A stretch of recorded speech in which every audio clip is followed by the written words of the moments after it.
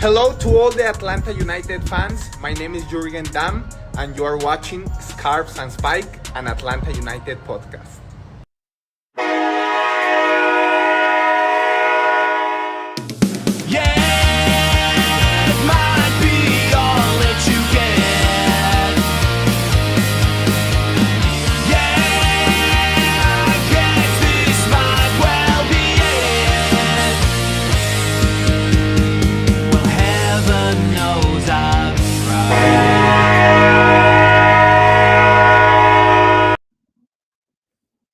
Welcome to our Scarves and Spikes match review of Atlanta United versus Inter Miami, live here with you on YouTube and, of course, on Apple Podcasts, Spotify, and iHeart. Sydney, Henry with you, Tyler and Tommy coming in just a little bit. Yeah. How are you feeling, Henry? Well, that says it all, that sigh. Yeah, you know when you've just watched a soccer game where your team holds Inter Miami to a very, very close game, and then they just blow it at the end. Yeah, that's what it was basically. Yeah, it's just a mixture of emotions. Most of them just kind of bad because it's not. Yeah. It wasn't even like a draw that felt like a loss. It's just a loss that felt like a loss. Yeah. Absolutely. Tyler, how do you feel after this loss by Atlanta United? I'm wearing a hard hat for a reason, gentlemen. Why are you wearing a hard hat? Is he coming in hot? Because I know the comments are about to be slanging. And I don't want to get hit in the head. Genuinely, I know people are very emotional about this game. Yeah. And I get the reactions. We were just coming off of MLS Monday where we have to be neutral, right? Right. We don't necessarily have to be as neutral now. And I know the fans are not going to be neutral. So bring it. Give us y'all's feeling. Yeah. Enlighten us. And that's why I'm wearing this, because there you go. Yeah. So again, if you're watching live on YouTube, definitely leave your comments in the chat or on X or on Facebook. Leave your comments in the chat. If you're listening to us or watching us after the fact, obviously hit us up on social at Scarves and Spikes. Spikes pretty much everywhere. X, Facebook, Threads, Instagram, guys. We're all over the place. Happy St. Patrick's Day as well. Happy St. Patrick's Day. Obviously, shout out to our partner, Sweetwater Brewery, for their support of Scarves and Spikes, Rowdy Peach IPA, 420 Extra Parallel, and more. Of course, Sweetwater 420 Fest, April 18th through the 20th at Pullman Yards here in Atlanta. Go to sweetwaterbrew.com for more information. Also, scarvesandspikes.com for all the latest Atlanta United news, analysis, and opinion. Also, link to our store is there. Link to our Patreon is there. Patreon.com/scarvesandspikes. Support our work there. Get access to our Discord. Get access to our watch-alongs. This Saturday, we're doing one for the FC Cincinnati game. We will be there. Seems like half of the Atlanta United team will not be there. So we'll probably talk about that a little bit later on. They'll be on the watch-along with us. They'll be on the watch-along with us. No, but scarvesandspikes.com is your portal to all of that information. What? What? VAR check for if he tried. No, that's not Tommy Edgar. Has been shambolic this weekend. God. That is not Tommy, by the way. That's Tyler doing a Tommy impression. Yeah. Guys, what happened? Henry, what happened? Enlighten us. You want me to start? All right, I'll start. So, Tyler, it was a game. Thoughts. Look, Atlanta started off the game like they started off every game. Hi, Stella. What's up? So anyway, Stella, let me tell you about this game. Basically, Atlanta started off really, really well. They were playing well. They scored first. Really good goal. Really good assist from Brooks London, making his 200th career start. And they were attacking. They were dominating. But Stella, they couldn't keep it together, man. They just couldn't. and then they let Messi have a ball in the box. And dude, he's Messi. He's gonna finish, right? You know Messi's good, right? So it's just frustrating because Atlanta shot themselves in the foot once again, and that cost them the game. Don't you think, Stella? You agree with me, right? It's a good analysis. You agree with What do you Henry? think, Stella? You say yeah. Yeah. Say Yeah. that was rough. No reaction. She has no words. Absolutely. That performance left her speechless. Yeah. Don't even know what to say. Yeah. No, exactly. No, but in all seriousness, Henry, you hit on a lot of what I was going to hit on. And again, we'll get your reaction to you folks in the chat throughout the night. But just two fluky goals. Sleesh with a shocking turnover, top of the box. Williams and Guzan get crossed up, in front of the box for Pico's goal to win it. And, just left wondering, my gosh, this is points dropped for Atlanta United. You can't do this. You have Club World Cup coming up. You're going to be away for 5-6 matches. Now you're winless in your last 3 matches. Your only win was against a Montreal team that can't buy a goal at this point. But at the end of the day, Henry, I kind of agree with what you said during 3 takeaways. The level of opponent Atlanta United has been facing has been pretty good. That's not to make excuses for Atlanta, because I think if you want to be a contender in this league, you have to beat who you beat, whoever's on your schedule. So yeah, I think both can be true at the same time. Yeah, I agree. I mean, I think just like we've said in every show this year so far, Dylan said I was listening one who was Stella, and this is some bad streetcar name. No, but I think this is it's early in the season. We've said this. It's too early to freak out. And I think the question was asked earlier, at what point do you freak out? I think you got a long way to go, because it's not that Atlanta is getting blown out. It is Atlanta not playing to their potential. The talent's there. It's just not quite coming together. And we saw it again. And I will say there are improvements. Now, they're mild improvements in match to match, but there are improvements. But at the end of the day, the leash is going to continue to get shorter and shorter when you're not scoring goals. And you had a really good one with Brooks Lennon to Latte Lath. You had almost a second one right after that, which was beautiful. But Latte Lath was like a shoulder offside. I mean, it's not time to panic. It's not time to freak out. Yeah, it is time to be irritated. Like, it's frustrating. And I said that last week, and I think the week before. It's frustrating. It's not that the team is broken. It's that Alexei Miranchuk, Latte Lath, Saba, Miggy, they all have to get on the same page, and they're just not there.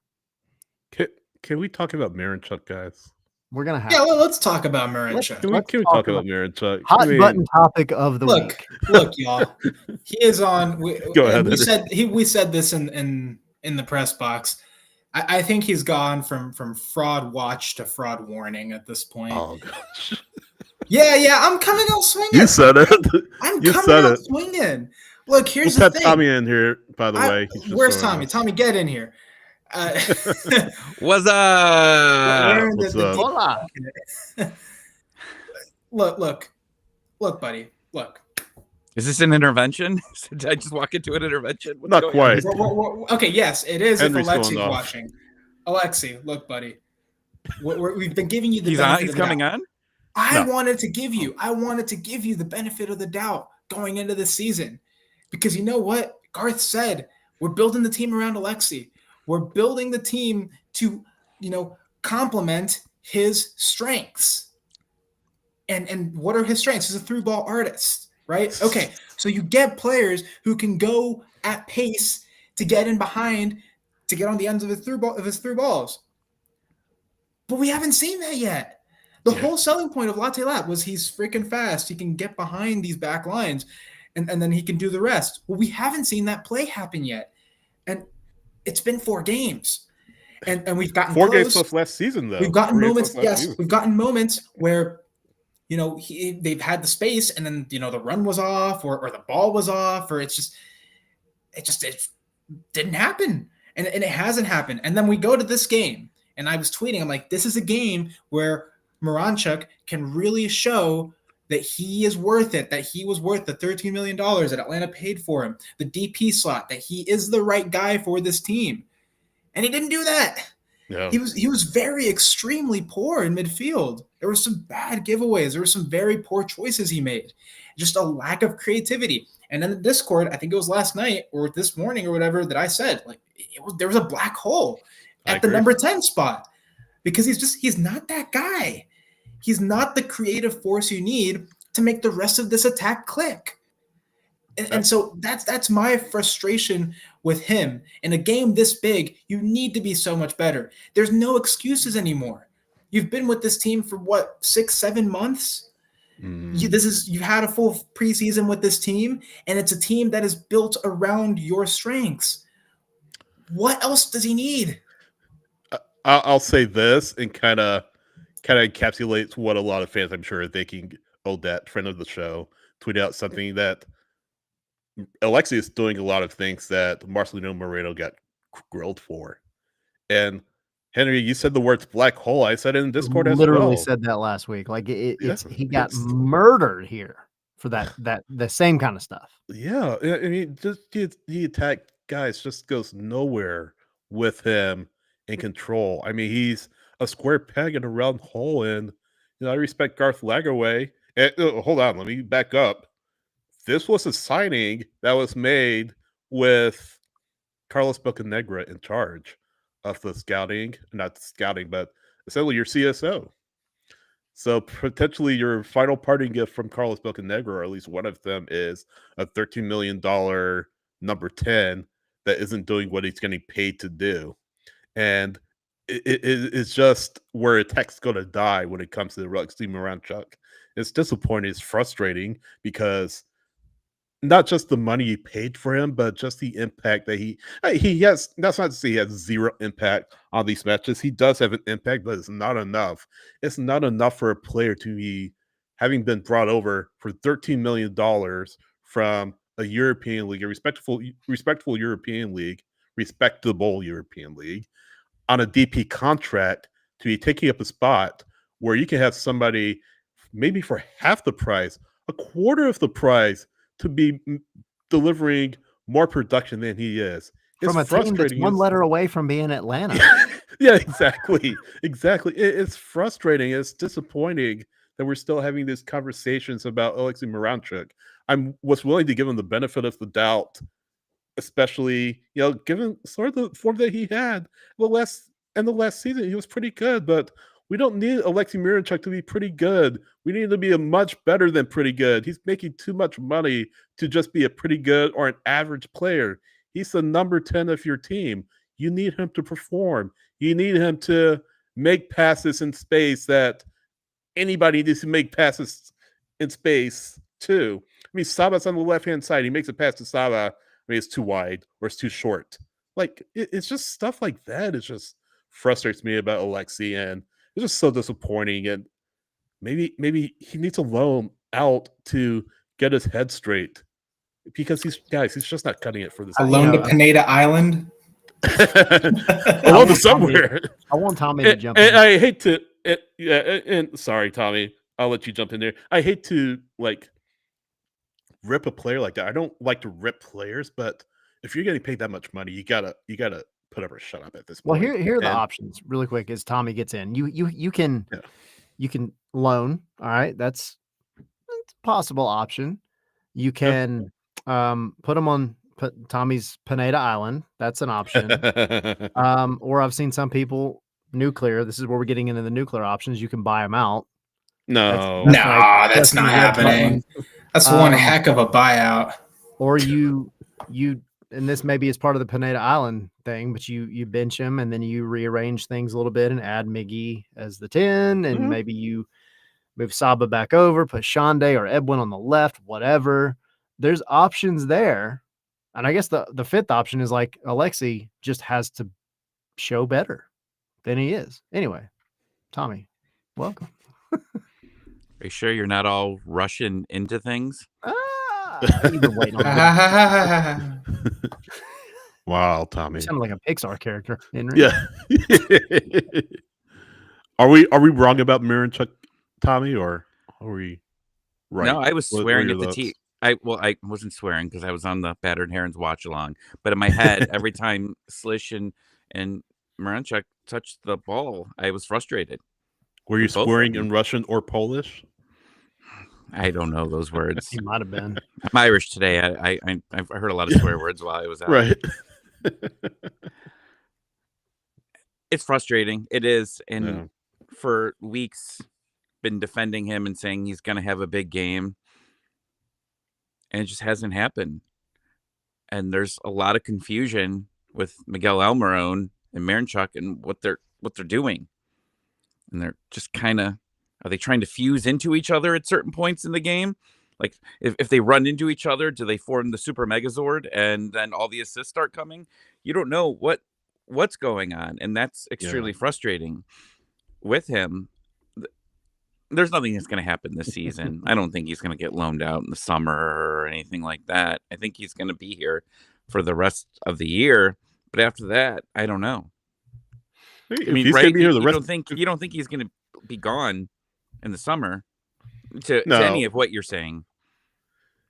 Yeah, just sorry. Go ahead, Tyler. I had something, but you go ahead. No. We can end it with this. You carry on. You carry Oh, No, I on. was gonna we're say- not talking about him for 1 hour. Right. Well, we might. No, I mean, we could, but no. I mean, listen. If he's gonna be here the whole year, he better step up. I mean, again, just the amount of money he's making, the amount of money you brought him in for, it's just frustrating. I mean, if we're talking about maybe a $250,000 player, $500 TAM player, maybe you give him a little more rope, but it's just very frustrating from Alexi, and I feel like that's been the role rather than exception for him. So Yeah. hopefully he turns it around soon, or Lenny and I are going to have some major conversations about his future. Maybe not his future of the team, but his tactical, presence on the team. Well, you mentioned, that he might have to just, they might just have to wait him out. He is guaranteed through 2027. So if they don't find a natural move for him, he's at least here for another couple years. I don't know if the team wants to wait that long necessarily. If it turns out that he is really not the guy, whenever they make that determination, I think that they'll start kind of looking to move him on. Of course, if you ask anyone there right now, they'll probably say, it's too early. They still believe in him. But I think the panic kind of starts to show up a little bit. And then you mentioned, if he was a TAM guy, well, here's a TAM guy that we got to kind of talk about, I think, Saba. Yeah. Hang on, before we talk about Saba, we'll get to that. Hang Yeah. on. I wanted to throw a question out there for everybody. Yeah. That was the thing I was getting to, because it was asked in Discord. And if y'all aren't a part of it, patreon.com/Carvers and Spikes, go hop in. Having all kinds of good conversations there. But one of the things that was brought up was, hey, why y'all not doing your player ratings?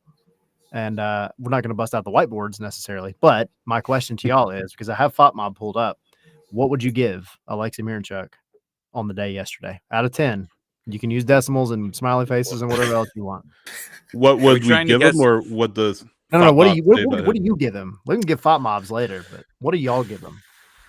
6. I mean, Ooh, that's actually higher than I thought you would give no. him. 'Cause I didn't know you were- The way I mean, you're all talking about him, Huh? we're giving him a -16. Dang. is that what you give him? I give him a 2. A 2? Oh, that's super low in my eyes. What I think did he a do good? 6. What did he do? He was above average in the game. I mean, slightly above average. I mean, just the passing was off. I mean, he was able to get some good areas, so I don't want to get at him too much. But again, you're not paying him to be average. You're not paying him to be just above average. You're paying him to be better than that. Like better than a 6, better than a 5. You need him at 8, 8.5 consistently, maybe a 9.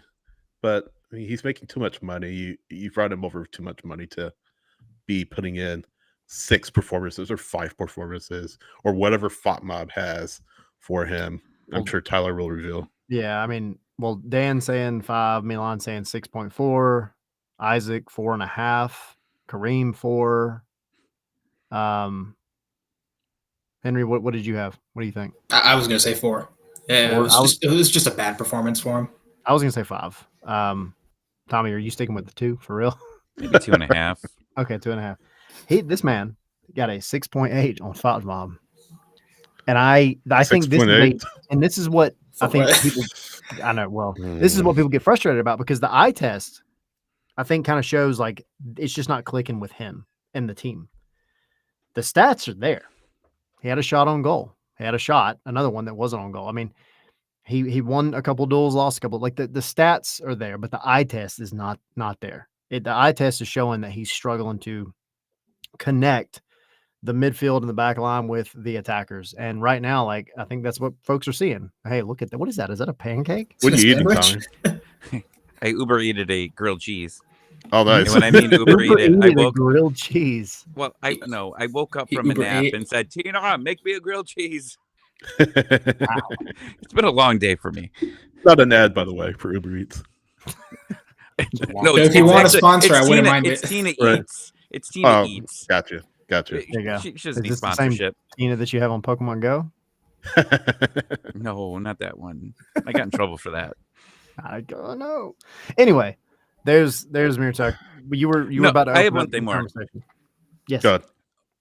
If you were at the game, or you just weren't watching it, I would challenge everyone after this, or sometime during the week, just watch the Sunday night countdown 1 hour before the game.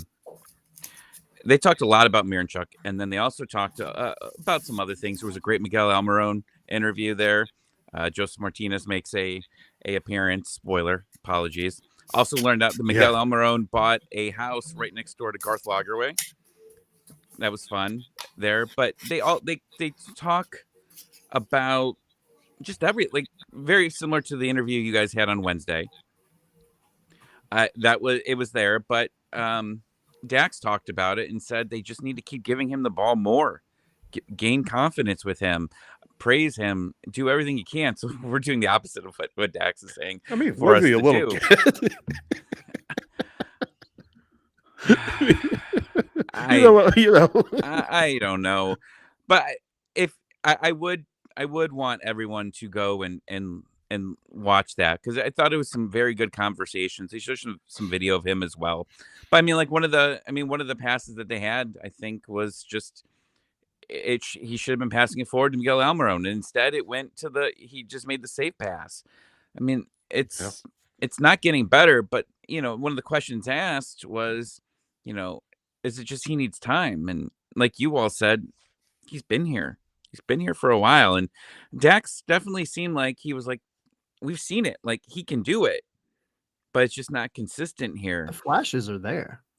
Yeah, I would love to have Dax on here at some point, and Yeah. I would like to ask some questions to him about him, because obviously he worked with him a lot, during that playoff run, and he had some moments, but we thought that it would come together. But on Spaces yesterday, I mean, people came in saying, let's not. Maybe it was Bruno that was. I see him here in the chat. Maybe it was. I think he said, if we're going to criticize Miranchuk, why aren't we criticizing Miguel Almiron as well? Because Miguel Almiron has 3 of your 4 goal contributions this season. Yeah, but I mean, Miguel didn't really cover himself in glory all that much on 2 of Sunday 3. either. Sure. Carry on. I get it. No, I get it, but he didn't really cover himself in glory a few times, on Sunday either. I mean, I see what you're saying. We can't give Miguel Almiron a pass because he's Miguel Almiron. You know what I mean? Not saying he had a terrible game, but but I still think he had some good moments. Yeah, I still think he had good moments yesterday, and I think he was the most creative player for Atlanta United on the day. He literally had a secondary assist. He had a secondary assist. Did you go back and watch that? The ball that he plays for Brooks Lennon to go and chase and put in the cross for Latte Lot's goal. That was Miggy. And it was his awareness to know where he needed to be, that he had to drop back, and just noticing the run and playing that. And that's a ball that I don't really think Alexei Miranchuk plays, if we're being honest. But he can. He can. And I just want to see more risk. But it doesn't matter. It doesn't matter if he can do it, if he doesn't do it. I agree, but that's the thing. Like, take more risks. I just want to see Alexei Miranchuk take some more risks. I want to see the cojones drop. That's what I want to see. I need more risks out of your number 10. I really do, because you have guys behind you that can clean up mistakes at that point, not when you're back in your own box. No, put that comment back up for Tyler. Hold on. Just to kind of close the loop on Almiron just a little bit. Oh, the answer is yes. Hold on. I'm not hating on him. I didn't say he had a terrible game. I mean, he had some tremendous moments. He saved possession single-handedly in the second half. I forget what minute it was. So that's not to say a terrible game at all. I mean, he looks a little raw. I mean, he looks a little like he needs some more time to factor into things. And he has to be judged to the same standards that we're judging everybody else, So I know the frustration is kind of going on him or wearing him just a little bit, but how does Miggy bounce back from, not only how the team's performing over these four matches, but I think if you'll ask Miggy himself, he'll say, I've not played really to my standard, the standard that I know I can play to. So again, not to make this a Miguel Almiron bash session. It's absolutely not what I'm trying to do, but if you ask him, he'll say, "Hey, I need to be better." Okay, well, we've touched on two of the four llamas, and I wanted to talk about one of the other ones earlier, and I want to get to that. Saba, man, I know that we. Yeah. Who? Yeah. Is he on this team? That's what I'm saying. And here's the thing, right? I know that now he isn't the guy, because now the pressure's off. You have three other guys who are your DPs. He's not the guy, but we still expected him to kind of continue what he was doing last season and the season before, of being, a productive guy in the attack. And he hasn't really done that. And some of the stuff that he's been doing has been a little bit disappointing to me. He can't really take anyone on 1v1. He doesn't have enough pace to get behind and beat someone to a long ball. And then there was a moment in the last game, in last night's game, that just infuriated me, because it was Latte Lot gets the ball in the box and Saba runs into him before he can get the shot off. And it's like, this is just this team at this point. It's a clown show at this point. It's a circus. That kind because of stuff, we're running into each other now. I can attribute Saba, some of the mistakes to a year and a half of him having to do that, because he was the only guy that was doing it, right? He was the guy at times. Like last year in a team without Latte Lath, that was Saba's ball all day, because he was the one that making those runs. All of this takes getting used to, and I'm not saying like the chemistry is like an excuse for, over and over again. But like, I think Saba, you can give a little bit of a pass to. Now he needs to be better. I mean, all of them needed to be better, but I think I got a little bit more leeway with Saba, because he's had to be that guy for the past year and a half. Whereas Alexi, you've seen the flashes. Your job hasn't really changed. The players around you have changed, and you admittedly and objectively have better players around you. And that's my thing with Alexi, is just take more risks. Saba almost is taking too many risks now because he feels like he has to. And you saw what happened yesterday in the box. Like that's just a crappy situation. You run into your $22 million striker and essentially give up a goal. Was it Saba's worst game as a Atlanta United player? Let's ask that. What do you guys think? Worst game as a Atlanta United player, or no? I don't think it was, but it was disappointing by Saba's standards. So we talk about Saba. He wears a badge every single match. You don't need to question his effort. I think the pressure and the frustration is getting to him as well. Just based on sort of the biting language, what we've seen of him after matches. But I think by and large, that's what you can't do if you're in Atlanta United. You can't let the pressure get to you. I asked Derek Williams if the team tries too hard, and he said, yeah. And that's when, things start to happen where they make mistakes. I think this team as a whole is starting to press a little more. They're starting to really try to make things happen. It's like, Tommy, I'll use a hockey example. You're a hockey guy.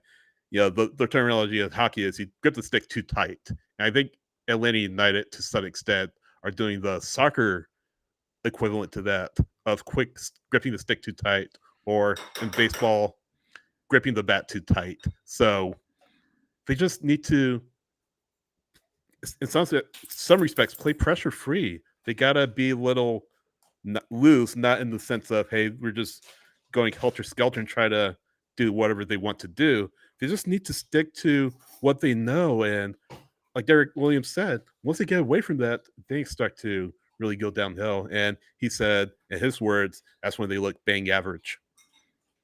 And Tyler, Henry, we were in the press box. We both heard him say it. But Williams, I'll say this, refreshingly honest all the time whenever we speak to him. By the way, never, ever a foul. Never a foul, except for when it's against Messi. He won that ball clean as a whistle. That wasn't the only bad call of the night. No, there's lots of them, but that was frustrating. Drew Fisher, didn't cover himself in glory on Sunday. Let's be honest. I was going to make a joke, but it's very inappropriate. So Atlanta, I kind of think I know what joke you're thinking about too. But let's be honest. Atlanta United beat themselves. Drew Fisher didn't beat Atlanta United. United beat themselves. Don't throw stuff at people. We said it in the MLS show. We'll say it again. Don't throw stuff at refs. Don't throw stuff at people, guys. Be better than that. Criticize the refs online, whatever you got to do. I put it in the articles. I mean, when I see, like, I don't like to do it, but I feel like when a game, you can't talk about this game and not talk about the refereeing. You just can't. Like, it was a factor. Was it a deciding factor? No, but Atlanta did get robbed of two very, very good free kick locations from fouls that were not called, that were literally called moments before on the other side of the pitch. It's stuff like that.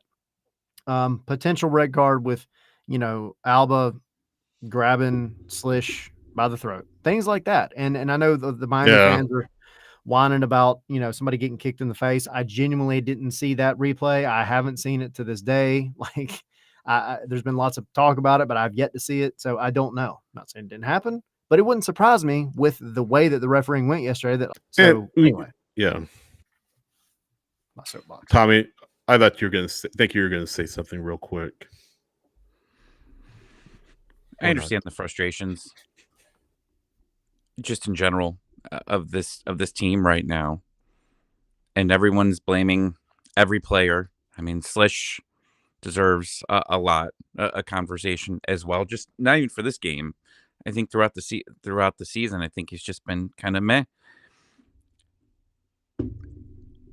Yeah. One of the things we just haven't talked about a lot, though, is just Ronny Deila and getting this team ready.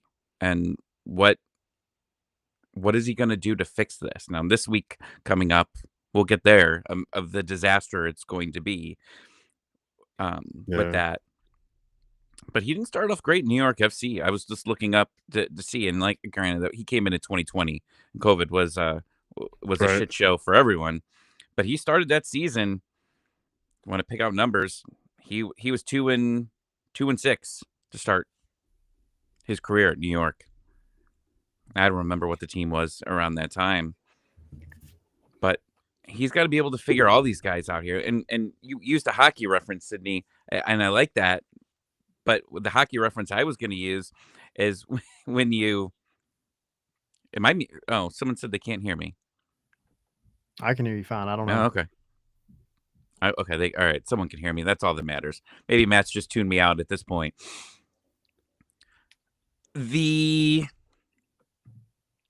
It looks like if you've ever gone to a hockey game or even just like a youth soccer game, like the real young one, everyone's just running around, just trying to do, like, everyone's like, oh, look at those kids. They're so cute. But they're running into each other nonstop. Like, that's everything. That's everything that we see is just everyone just running into each other. It's not organized. But that's up to the coach to get these guys to figure things out. This isn't the end of last season where it was, all right, new coach come in, you guys, we figure it out, we'll go from there and we'll get better. You've had a preseason, you've had, you've had 4 games into the year to be able to figure some of these things out and stop it, but it's just not working. And he's going to have to figure this out. And unfortunately, this isn't the week to do it. This is Band-Aid. Please get some points. We're gonna play center back for Atlanta United on Saturday. I'm not concerned about Dyla. I mean, to all the points that you made, I mean, that team started off slow. Colonel reminded us in the chat that, they struggled until the end of the season in 2021 when they won the cup. They went into the playoffs, the 4th seed, and they got hot at the very end of the season, which is what teams can do in MLS. I mean, I'm not concerned. I'm not worried. I think the biggest thing is you've seen these teams, like the things that we're complaining about, admittedly have gotten somewhat better every match. I don't know what you're going to have to do to get a full 90-minute, like, consistent performance. But as of right now, you're at least trending slowly in the right direction. And I know everybody saying that we got some audio issues. I don't know what's going on, but hopefully y'all can hear us. Apparently it might be a restream thing. Yeah, we'll work on it. But yeah, definitely to your point. I mean, it is 4 matches out of 34. And I know fans don't want to hear it. They want, answer results. I mean, can you blame them? I mean, this team has struggled a lot over the past few years, but you have to take the wins where you can find them. A really well-worked goal from Brooks Lennon, great assist to Lati Lot. Brooks tying the all-time assist record for Atlanta United. So good to see him right off the bat. Really, as soon as he, comes back, first match back in months, and he has immediate impact. I've said before, this team really missed Brooks Lennon on the left side, or the right side, I should say. That's no disrespect to Matt Edwards or Ronald Hernandez. They really miss him and what he can do on the right side, and his attacking skill. And maybe you lose a little bit with him defensively, but as soon as he can get his feet underneath him, get his fitness back, and get integrated into Dyla's system, because again, this is his first match back. Once he gets more matches under the system, more matches under his belt, more time on the training ground, Brooks is going to be, I feel like, a tremendous part, a huge part of what Ronnie Dyla wants to do.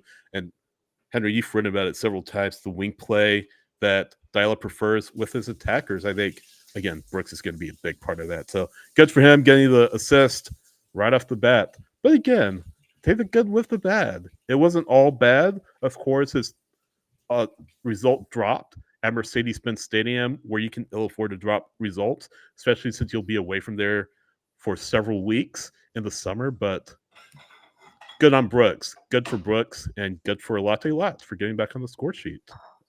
1-1-1 at home. Yeah. But yes. Now I will say there is some context to the opposition that you're facing. Your losses are a road game where you're facing a top 4 team in the East this season for sure in Charlotte. You drew the MLS Cup runner-up, and then that doesn't make me feel better at all, because they should. And then you lose to Inter Miami. And yes, I know, but these are some tough opponents that you're getting, and it's not like you're getting blown out. Yeah, you want the wins, obviously. I'm not saying that you should expect anything less, but I also don't think it's time to panic for this team yet. It's not like there's no fires right now. You're facing tough teams, and the games all could have really gone either way. And so, it's unfortunate, the results. It's like I'm not panicking, is what I'm saying. No, and you don't need to. Nobody needs to panic at this point. Like, again, 4 games in, being realistic, it's 4 games in. There's a lot of soccer left to be played, and things absolutely can trend in the right direction. You can get hot whenever. When it all clicks for Atlanta, it's going to be great. I hope we're having that conversation sooner than later, unlike the ma'am or mama attack potential from a couple of years ago that never really panned out. But I mean, I just look at it. I kind of feel like that disappointed parent, right? As opposed to just getting like freaking out. It's just like, dude, I know you can do better than this. I know you can do better than this. You're not, but you're just not. and it just needs to come together. And yeah, I just hope it's sooner than later. But here's the thing about the opponents that Atlanta United has been playing. And Henry, I agree with you. You got to beat whoever is on your schedule. You have to beat teams like Red Bulls. You had opportunities to beat them, and you didn't. You had opportunities to beat Miami, and you didn't. Charlotte, your defense let you down in the second half. So, yes, they're tough opponents. Yes, Charlotte could be a top 4 team. Yes, Red Bulls nearly won MLS Cup.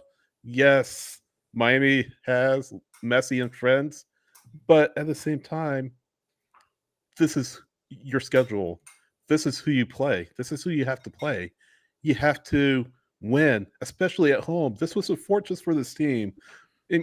When they first came into the league in 2019, to extent as well. Since COVID, I feel like the shine has worn off, and they're just average or better than average at home. You have to beat who's on your schedule. Otherwise, you're going to be looked at as frauds because you're going to be looked at as, oh, they beat Montreal, they beat Toronto, they didn't beat Miami, they didn't beat Red Bulls. We can't take them seriously. So yes, the schedule is tough, but you have to deal with it. Deal with it and get results. When does it turn around? That's the real question, is how long does it take to turn around? Because, like we said, Cincinnati is going to be just a randomness. And then you've got New York FC, who hasn't been bad to start the year. They're coming to Mercedes-Benz Stadium the week after that. That's the thing. Yeah. Like, we said this last year early on. Like, you start off better last season. You were actually better to start the season. Now, the opponents were definitely a little less. You had some situations where everybody was coming off of Champions League there, so you were getting them on short rest. You got Miami off short rest. That didn't work out. And then things really started going downhill. We just kept saying, it's going to turn around last season. It's going to turn around. Now there's more talent on this team that on paper, but still they've got to do something quickly here, because people were talking about the standings in spaces, like 2 wins and you're back, 2 wins in a row and you're back in there. But people are getting real frustrated quickly. And all that excitement that because you won the off season, people said Atlanta means nothing unless you don't win. Exactly. It's gone. The excitement that you had that opening week, the place was crazy. The tailgate was crazy. Everybody was just so excited to see what it was. While it was sloppy, you got the win. Then you lose in Charlotte, but you come back. You play a real boring game against the Red Bulls.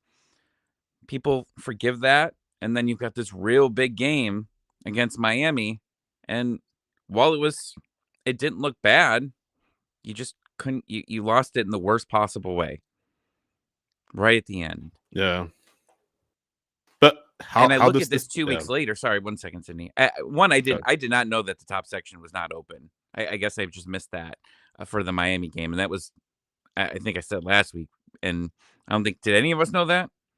Did we all just miss that? I thought it would be. I thought it was too. That's my bad. I when I saw the top and saw the Atlanta United thing up there, I'm like, oh, they didn't open it, which was kind of surprising. Maybe it was because it was a Sunday game. I feel like, yeah. But just, you're gonna come home to New York FC, and I'm curious to see what the fan reaction here is, because it's fool me once, fool me twice, fool me 3, 4, 5 times. All the goodwill that you built up here from the Miami playoff win until now is going away. Tyler, I get it. I want to believe, and I'm not giving up on this team here. But what I'm saying is that you basically have lost a lot of that excitement that you had. No, I agree. For the last 60, 70 days. It feels like missed opportunities. Yeah. I was going to say this. You gotta bounce back. I mean, you have Cincinnati. You're going to be shorthanded against Cincinnati. I said this earlier. you get a result against Cincinnati, I mean, you're in good shape going only against NYCFC. NYCFC are beatable. They're a beatable side. So I think to that extent, if they do lose, hopefully they don't against FC Cincinnati. You're not ready to, pull the fire alarm. That being said, the players that you have, and Derek Williams said, the players that you have to perform. They have to take their chances. They have to take their opportunities. We don't know what the lineup will look like against Cincinnati. It's going to be, again, very short-handed due to the international break. Since you'll be missing some players as well, definitely Kevin Denke, possibly Miles Robinson. But again, you have to deal with the schedule as it comes up. Atlanta knew there's a possibility of missing a lot of players. I mean, they weren't surprised to see these call-ups. But whoever does play has to play to the standard of the club against Cincinnati. And maybe you do get after the result. Hopefully you get after the win. Give yourself plenty of momentum coming to NYCFC. Point is, you can't go too much longer without getting results that you need and missing opportunities like they did against Miami. I see AU fan and has another question that we need to go back to as well. The stuff about the Cincinnati match, we're definitely going to dive into a lot on Wednesday for the Wednesday show, the preview. Everyone. I mean, to be fair, it's actually not as bad. It's easier to say who's available. Yeah, it really is. But it's not as bad as we thought it was going to be because you do have at least some attacking players that didn't get called up. Thank you. Right. But it's still, you have one healthy center back on the first team roster that is available. Well, let me run through their list real quick. So you have Lisa Bram called up for Peru, Stian Gregersen called up by Norway, Miguel Almiron called up by Paraguay, Bartosz Slisz, Poland, Jay Fortune for Trinidad and Tobago, Noah Cobb, the US U20s, Luke Brennan, also US U20s, Efrain Morales, Bolivia, and then you had a couple of twos players, Dominic Chunqui and Caden Moore, who have also been called up for their national teams. Can I get a refund for tickets? Because like when Messi didn't show, they gave refunds to everybody for those games. Can I get a refund for the Cincinnati game? Does that work if your call-ups are more than 90% of your team? It feels like you'll be there. Sheesh, I want my refund. Cincinnati, can we get it's that? A tradition at this point. When Atlanta goes to Ohio in the beginning of the season, everybody's not there, and MLS has shafted teams that actually go and spend money on international players once again. But every team's playing except two, I think. Yeah, I guess what one. Guess who one of them is? Oh, right. I know who it is. I know it's Miami. I don't know who the other one is. New England. Yeah. Who cares? Well, New England. Caleb Porter gets a reprise. Couldn't give the two teams on Sunday Night Soccer both the rest. Gross. One other player that a lot of people are talking about is Bartek Slisz, and of course Slisz came up. Sasha Kleshton mentioned him during our midweek show leading up to the Miami match, and just talking about in his vantage point how inconsistent Slisz was. 4 one night, 8 another. We've talked about him. We feel like he's improved since he first came to Atlanta. I think a step back though, just some of the passes was aimless, not terrible all from start to finish by any stretch of the imagination, but the moments that we've said this numerous times, when you notice your midfield, that means more often than not things aren't going well. And definitely noticed some of the Messi goal. I mean, what is he thinking? Yeah, just clear the ball. Clear the ball. Don't try to do too much with it. So just very poor awareness from Bartek there. But again, just some poor passes throughout the night, and yeah, just a step back for him. So another player that you hope can bounce back, and this team, as you go again, you have to. He'll be away for international duty, of course, but you have to take it on the chin, and when you come back from international duty, be ready to go against NYCFC because he's a critical player on this team and a big part of, not the biggest part, but he's going to be a big part of their success or lack thereof. So hopefully this international break gives him a chance to clear his head just a little bit and maybe kind of forget about what happened against Miami. He had a think he had a really good shot in the second half. Shot that didn't miss by much. It didn't miss by too much. So I think he grew into the game. But again, no excuses for that giveaway to Messi top of the box, I think.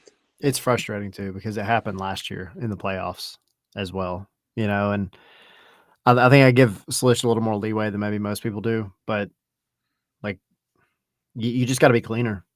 The decision making has to be a little bit better, and I mean, honestly, it's all a moot point for this coming week because your midfield this coming week has to be Tristan Miyamba and Mateusz Klich. Yeah, if there's Who's no his random replacement? quad injury, Right. Like if Slish you said I'm benching him, you have a full roster. New York, New York FC, or he gets hurt. Who Muyumba takes the spot? or Jay, yeah. Well, it'll have to be. It'll have to do. Or Will Riley, Will Riley. if you really need someone else. Yeah. I mean, and Knock on but people were giving Jay Fortune some crap. This is one thing that I really wanted to touch on in this show, because I was kind of thinking about it. Jay Fortune, right before the second goal, he was defending and he chose to send a ball out to concede a corner.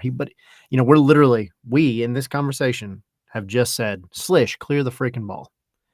Jay Fortune just clears the ball. Now, maybe in the wrong direction, but he's buying his players time to go and then at least set back up, right?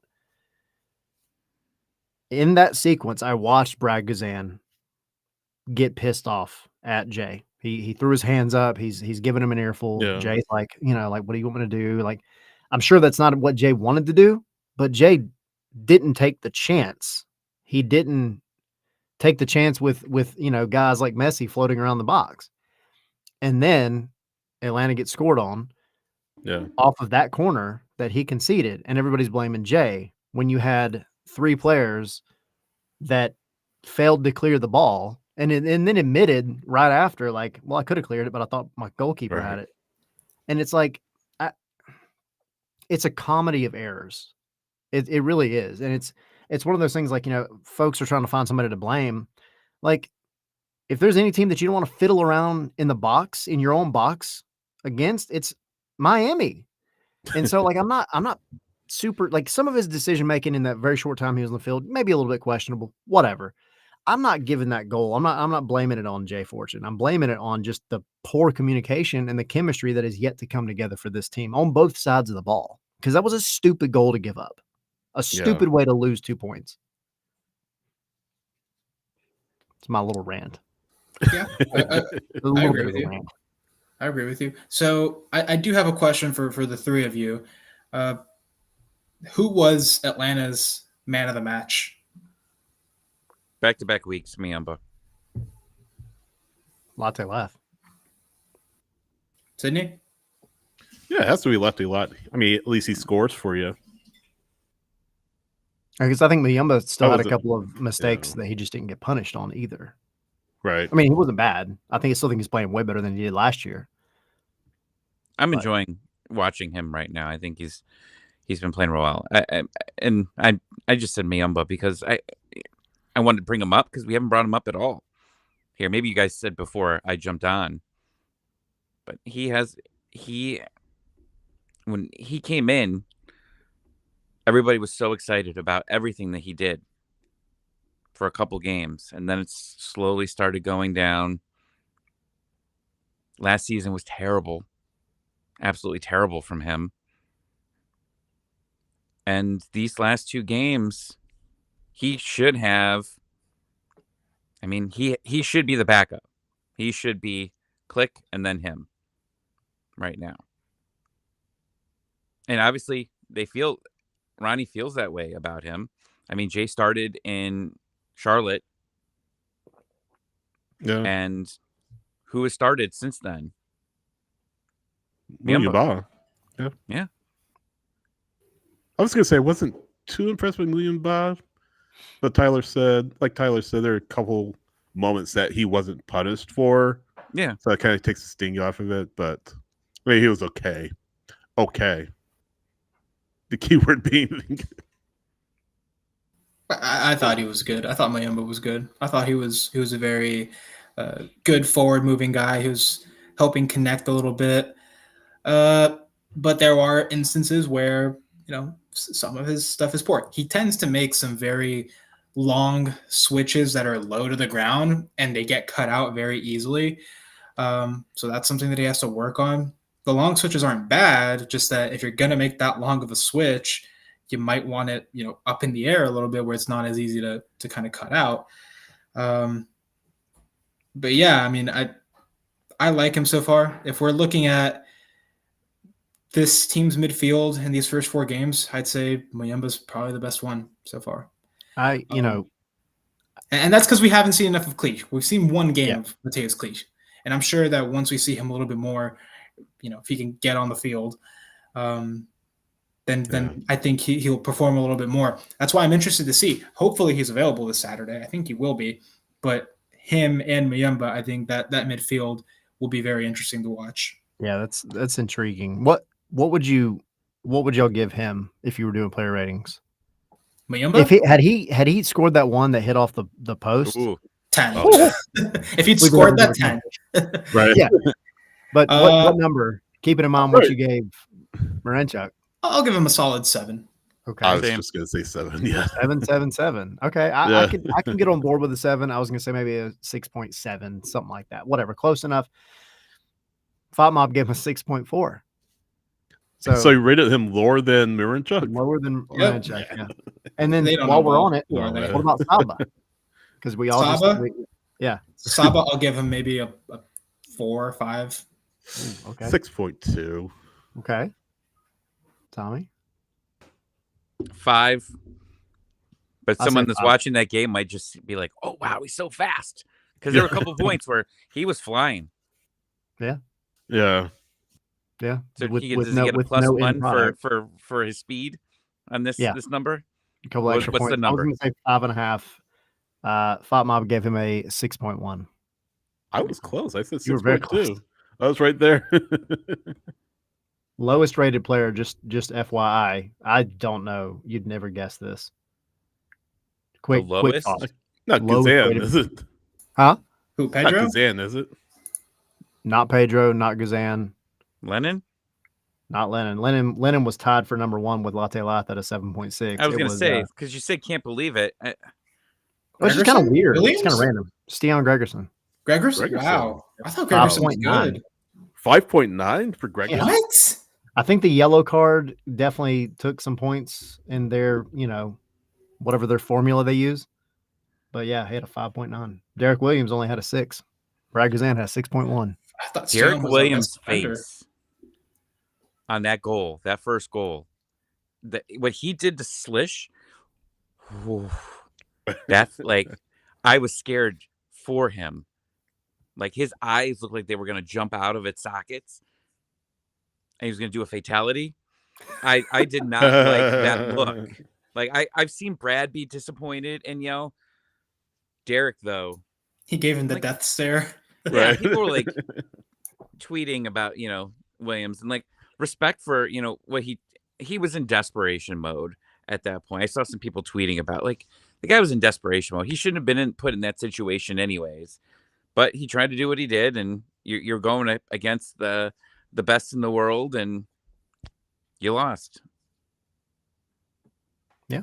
I have some grievances about some of these Spot Mob ratings, to be honest with you. I do too. It's a little You want to write shafty. to the manager?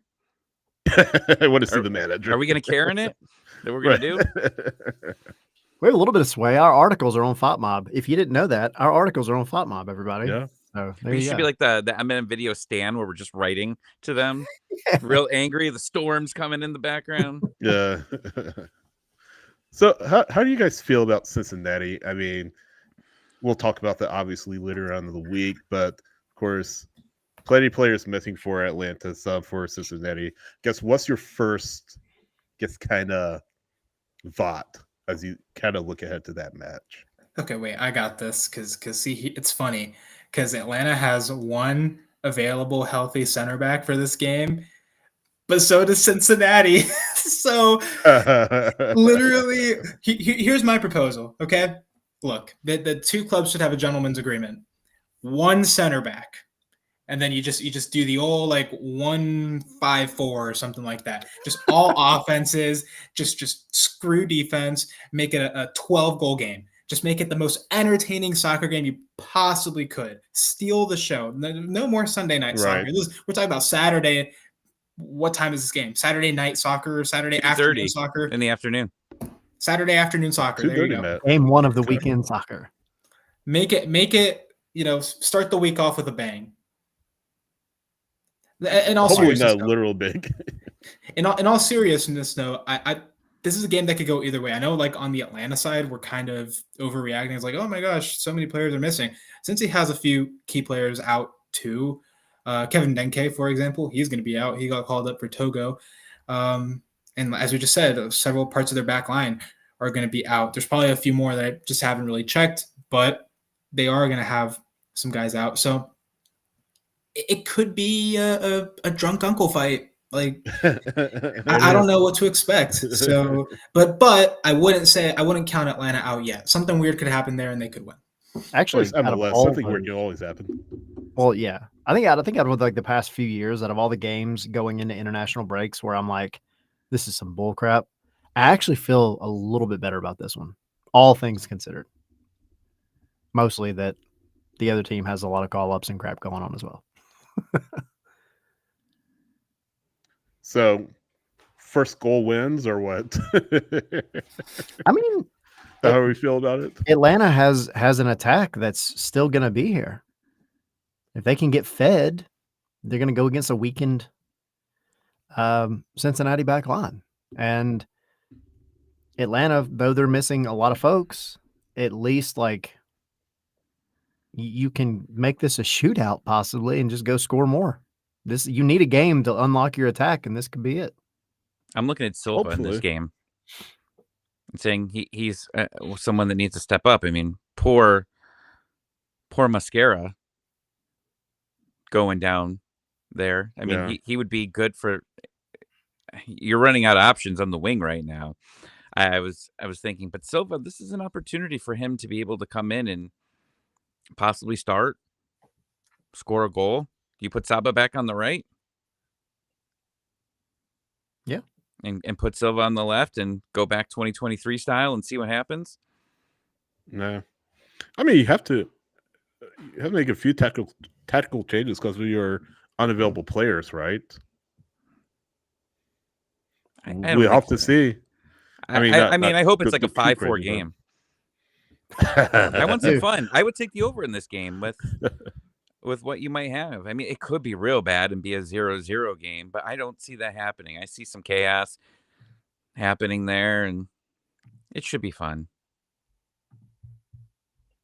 And if you can't watch it, AU fan, I see your comment at 2:30 because of work. You can always follow along on our social media because we will be live tweeting.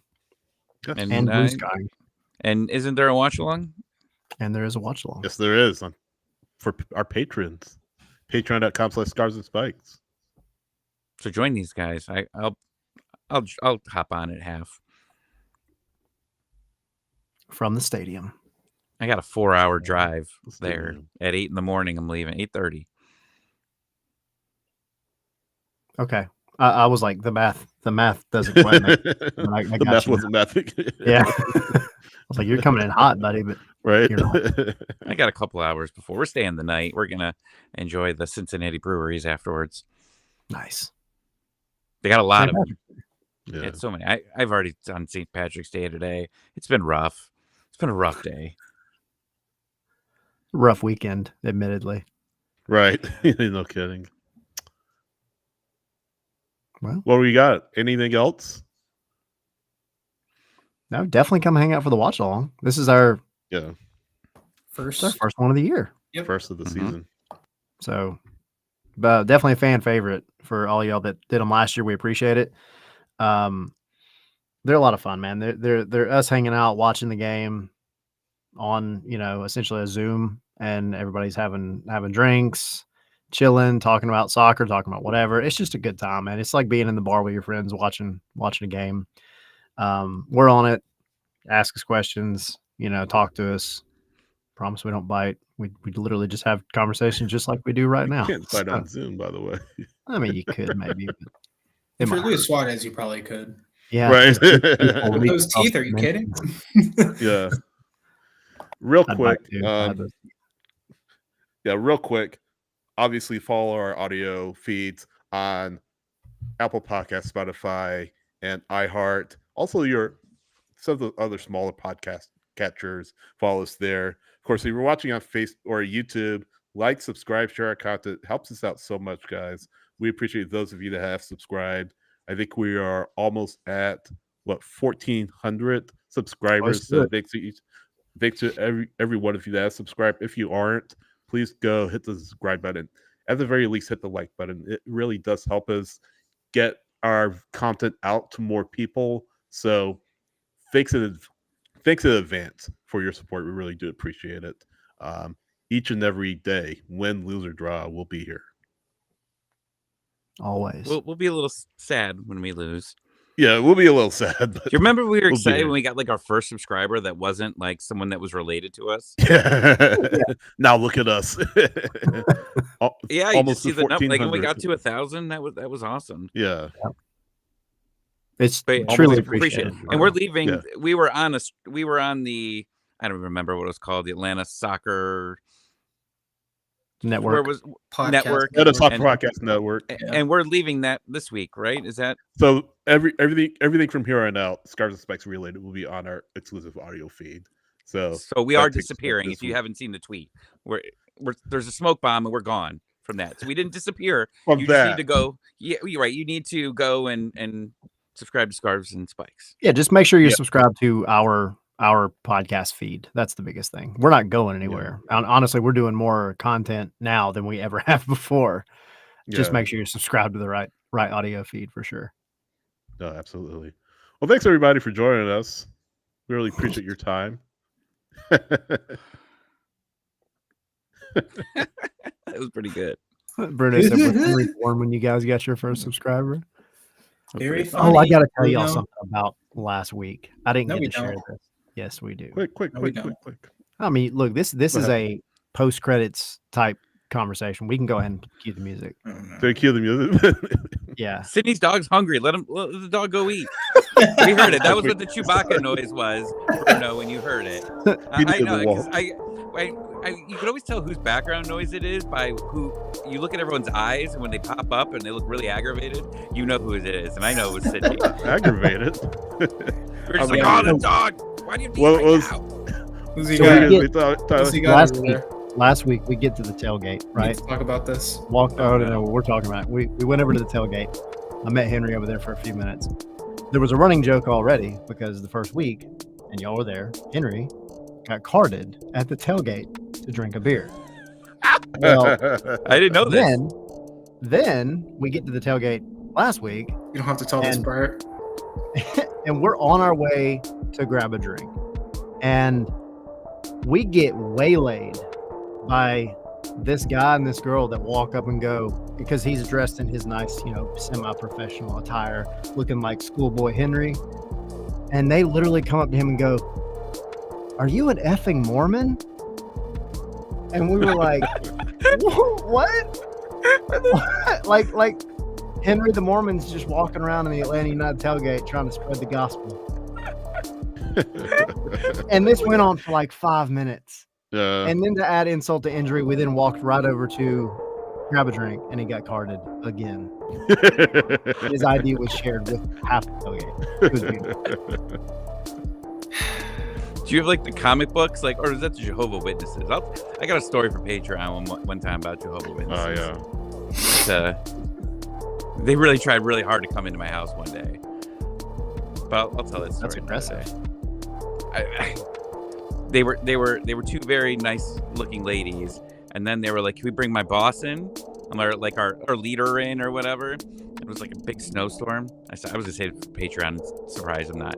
But they went to the car and they grabbed a lady that was probably 95 years old, and she's like there's ice. I didn't shovel yet. And they're just slowly walking towards the door. And I didn't know what to do.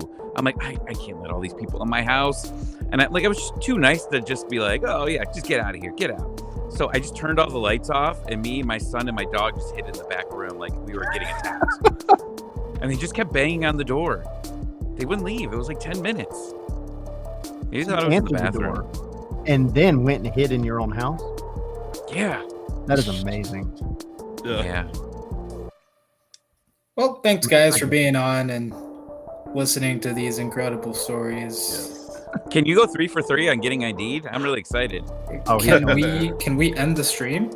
Yeah, I'm heading against stream. I'm gonna give him a mustache.